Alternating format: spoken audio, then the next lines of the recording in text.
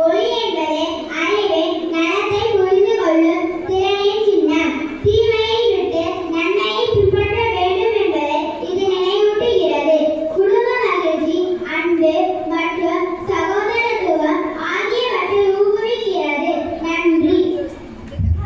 எந்த காரணத்திற்காக நாம் தீபாவளியை சிறப்பிக்கின்றோம்?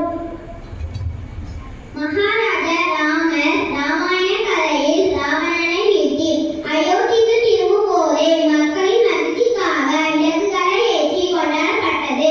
அதேபோல் தீபாவளி ஒளியின், நன்மையின், அன்பின் மற்றும் சந்தோஷத்தின் திருவிழாவாகும். இந்த சந்தோஷத்தை இரட்டிப்பாக என்னுடைய சக தோழிகளையும் இங்கு அழைத்து வந்துள்ளேன். அவர்கள் ஒவ்வொருவரும் அவர்களை பற்றி பகிர்ந்து கொள்வார்கள். நன்றி. நான் உங்கள் விளக்கு. ஏன் என்னை தீபாவளியில் பயன்படுத்துகிறோம்? தீபாவளி ஒளியின் திருவிழா. வீட்டில் எண்ணெய் விளக்குகளை ஏற்றி இருளையும் தீமையையும் அகற்றுகிறோம்.